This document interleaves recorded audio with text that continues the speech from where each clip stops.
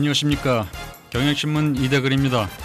오늘은 투쟁도 타협도 못하는 야당이라는 주제로 말씀드리겠습니다. 최근 박영선 새정치민주연합 비대위원장이 여당과의 세월호 특별법 협상에서 당초의 새정치연합 안을 양보한 채 합의를 했습니다. 특검을 야당이 추천하고 조사위원회에 수사권과 기소권을 부여한다는 야당 안을 양보를 했습니다. 이렇게 되자 의원총회를 열어서 의원들이 이 합의안을 거부를 했고, 그 때문에 박영선 비대위원장의 지도력은 크게 훼손이 됐습니다. 이렇게 돼서 의총 결의에 따라서 박 위원장은 새누리당과의 재협상을 해야 할 처지가 되었습니다. 그렇지만 새누리당은 새누리당대로 재협상은 할 수 없다, 이렇게 선언을 했습니다. 박 위원장은 여당과 야당 사이에서 어쩔 줄 모르는 상황에 처했습니다. 말하자면 여당과 타협할 수도 없고, 그렇다고 한번 합의를 한 적이 있어서 여당을 상대로 강력한 대여투쟁을 할 수도 없는 이런 어정쩡한 처지가 된 겁니다.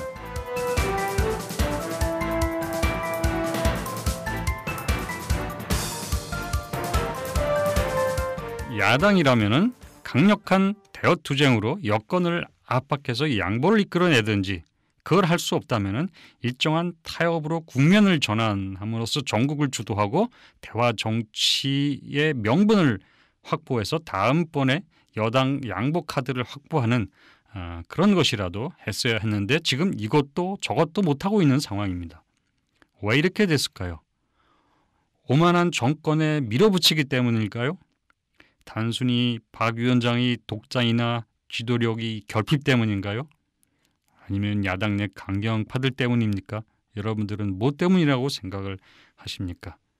결론부터 말하면 세월호 참사를 반성한다며 국가 개조 약속까지 했던 정권이 재보선에서 승리했다고 진상조사를 최소화하는 쪽으로 역주행한 것, 이것이 한 요인이, 중요한 요인이 되었다고 볼 수 있습니다. 그건 맞습니다. 또 박영선 위원장이 당내 반발하는 의원들을 비난하고 당을 이끌어 나가는 데 힘이 묻히고 있다, 이런 상황도 이 결과에 영향을 준 것이 사실입니다. 세월호 특위 당초 안대로 관철하라고 원칙을 주장하는 야당 의원의 목소리가 큰 것도 이런 상황을 만드는 데 일조한 것이 사실입니다. 그러나 이런 것들은 모두 부차적인 것입니다. 근본적인 것은 야당이 스스로 두 발로 서 있을 수 없는 상태에 있다는 것, 이겁니다. 나머지 문제는 모두 이 문제로부터 파생된 것들입니다. 왜 대여투쟁하는 야당이 될 수 없는 겁니까? 정권이 국정 방향을 잘못 잡고 무능해서 사회양극화와 빈곤을 심화시키고 국가가 제 역할을 하지 못해서 시민들이 죽어가는 이런 상황에서 야당이 필요하다면 강력한 투쟁을 해야 합니다. 그러나 지금 새정치민주연합은 그렇게 하지도 않았고 실제 할 수도 없는 현실에 직면해 있습니다. 왜 이렇게 된 것일까요? 두 가지 이유라고 생각이 됩니다. 첫 번째는 야당 스스로가 기득권 세력이 되었기 때문입니다. 두 번째는 야당이 대여투쟁의 구심 역할을 할 수 없었기 때문입니다. 첫 번째, 기득권 세력이 되었습니다. 새정치민주연합은 130석의 많은 의석을 확보한 제1거대 야당입니다. 이런 외형 때문에 야당이 대여투쟁을 하면 강력한 힘을 발휘할 수 있을 것처럼 보입니다. 그렇지만은 거대 야당이라는 사실 그 자체가 하나의 기득권이 됩니다. 권력을 직접 행사하지는 않지만 야당은 국가의 주요 구성 요소이자 현체제를 유지해주는 중요한 한 축이기도 합니다. 만일 현 체제에서 얻는 것에 비해서 잃는 게 너무 많다고 한다면 야당은 강력한 투쟁에 나설 것입니다. 그렇지만은 어느 정도 얻는 게 있다고 한다면은 투쟁을 우선시하지는 않을 것입니다. 말하자면 야당으로서 작은 권력이라도 누리고 있기 때문에 현 질서를 깨트려서 이 작은 권력을 상실하고 싶어 하지 않는 겁니다. 제1야당은 지금 반대를 독점하고 있고 또 130명이 국회의원이라는 지위를 갖고 있습니다. 김기춘 청와대 비서실장이 1992년 초원 복국집 사건, 그 유명한 사건 때 한 말이 있습니다. 고향에서 대통령이 나오면 돈이 생기나 밥이 생기나 그 말은 맞다. 그러나 안 해봐서 모른다. 장관이 얼마나 좋은지 아나 모르지. 마찬가지입니다. 야당에서 국회의원 하는 거 안 해봐서 그렇지 국회의원 하면 좋은 일이 무지하게 많습니다. 그건 좋은지 나쁜지는 국회의원 해보는 사람만이 아는 겁니다. 야당은 지금 집권하면 좋지만 집권 못해도 국회의원을 한다는 제1야당을 반대를 독점한다는 이 작은 권력을 유지하기만 하면 아쉬울 게 없다. 이런 생각을 하고 있는 것 같습니다. 이렇기 때문에 거대 야당이 소수자, 약자의 전술이라고 할 수 있는 이런 투쟁을 주요한 정치적 도구로 활용하는 데는 일정한 한계가 있을 수밖에 없습니다. 두 번째, 야당은 대여투쟁의 구심 역할을 할 수가 없습니다. 지금 당 지지율이 여당의 절반으로 떨어졌습니다. 시민들이 야당에 대한 신뢰도 뚝 떨어져 있습니다. 야당이 투쟁의 구심이 되어서 반대를 조직할 힘이 없습니다. 한마디로 말해서 이것은 야당이 덩치는 크지만 힘도 없고 철도 들지 않은 부실한 아이와 같습니다.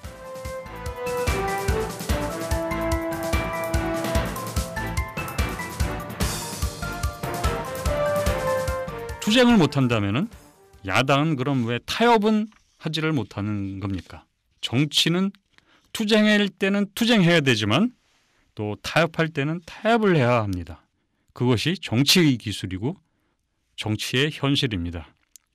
대화하고 양보하고 타협하지 않으면 민주주의를 유지할 수가 없습니다. 한마디로 여든 야든 자기의 주장을 다 관철할 수 없는 게 민주주의입니다.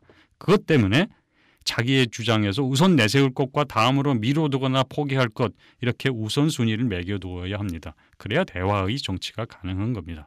그렇지만은 지금 야당은 박영선 위원장이 세월호 특별법 협상에 말해주듯이 타협이 불가능한 상황에 처해 있습니다.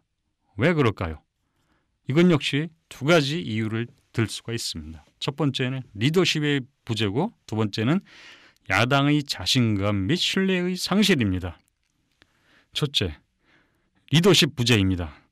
당 지도자는 당을 일정한 방향으로 이끌 만한 권위, 권력, 그리고 설득력을 갖고 있어야 합니다.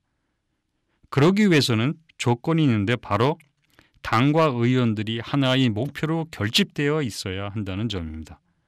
그런데 새정치연합은 지금 제각각 작은 권력 누리기에 급급하고 계파로 분열되어 있기 때문에 지도부를 중심으로 한 몸이 되어 있지 않습니다. 지금 야당은 지도부에게 당을 이끌어갈 만한 충분한 권한도 부여하지 않고 있습니다. 이것 때문에 지도부가 책임 있게 의원들을 이끌어갈 여건이 형성되어 있지 않은 것입니다. 박영선 위원장이 타협과 재협상 사이를 오간 것은 박 위원장이 지도력의 문제이기도 하면서 동시에 당 조직 전체의 역량이 한계를 드러내는 것이기도 합니다. 두 번째, 자신감과 신뢰의 상실 때문에 야당은 타협을 할 수가 없습니다. 타협은 약자의 선택이 될 수가 없습니다. 약자는 투쟁을 선택해야지 타협을 할 경우에는 그것은 굴복의 다른 이름이 되기 십상입니다. 오히려 타협은 강자의 전술입니다. 더 밀어붙일 수 있고 더 얻어낼 수 있지만 여기서 멈춘다는 자제력, 신중함을 상대에게 과시함으로써 은근히 힘이 있다는 것을 드러내는 것입니다. 그것이 타협입니다. 또 목표와 원칙, 신념에서 벗어나지 않을 수 있다는 자신감, 그것에 대한 당원과 지지자로부터의 굳건한 신뢰가 있다면 양보할 수가 있는 것입니다. 왜냐하면 그렇게 해도 당이 흔들리지 않을 수 있기 때문인 것입니다. 그렇지만 자신감도 없고 신뢰도 없으면 타협을 할 수가 없습니다. 왜냐하면 타협하면 곧 굴복하는 것이 되기 때문입니다. 그렇게 하면 여당에 노란한 것이 되기 때문입니다. 결국 타협을 할 수가 없고 타협을 한다 해도 그런 상태에서는 역풍에 시달릴 수밖에 없습니다. 당의 진정한 역량은 전략적 유연성에 있습니다. 역량이 있는 당은 강력하게 드라이브 걸 때 걸고 양보할 때 양보하는 당입니다. 그런 점에서 여당은 집권당이지만 역량이 매우 떨어지는 당입니다. 겉으로는 정권의 방패막이로서 야당을 몰아붙이고 비타협적으로 나가서 강해 보이지만은 매우 경직되고 허약한 정당입니다. 야당도 마찬가지로 유연성이 없는 정당인데 이렇게 여야 정당이 모두 전략적 유연성이 떨어지는 것입니다. 시민들이 피로감을 느끼는 것은 이런 여야 정당이 갖고 있는 한계 때문입니다. 투쟁은 타협의 다른 얼굴입니다. 투쟁할 수 있는 의지와 준비가 되어 있으면 타협을 할 수 있습니다. 또한 타협할 수 있는 역량이 있는 정당이라면 그 역량으로 투쟁을 할 수가 있는 것입니다. 한마디로 투쟁함으로써 나아가는 것이나 타협함으로써 물러나가는 것은 나아갔다가 물러섰다가 나아갈 수 있는 힘과 자신감이 있기 때문에 가능한 것입니다. 투쟁할 때는 투쟁하고 타협할 때는 타협할 수 있는 정당이 제대로 된 야당입니다. 문제는 투쟁할 때 투쟁하지 못하고 타협할 때 타협하지 못하는 것입니다. 만일 투쟁할 때 투쟁하지 못하면 타협할 때 타협할 명분이 없게 됩니다. 이렇게 타협해야 될 때 타협하지 못하면은 투쟁만 하는 당이 되고 투쟁만 하는 당이라는 인식이 형성되면 당의 지지를 잃게 됩니다. 다시 말하자면 문제는 투쟁이냐 타협이냐가 아니라 투쟁도 타협도 못하는 기능 정지, 마비 상태, 이게 문제인 것입니다. 박영선 원내대표는 원래 강경파였습니다. 전임 전병헌 원내대표도 강경파였습니다. 그렇지만은 당 조직의 한계로 인해서 실제 투쟁할 수 없었고 투쟁할 수 없었기 때문에 타협을 해야 했습니다. 이것이 강경파가 협상파가 된 이유입니다. 그러나 이 타협에서 타협할 명분도 없었기 때문에 결국은 무기력한 지도부로 전락을 하게 되는 겁니다.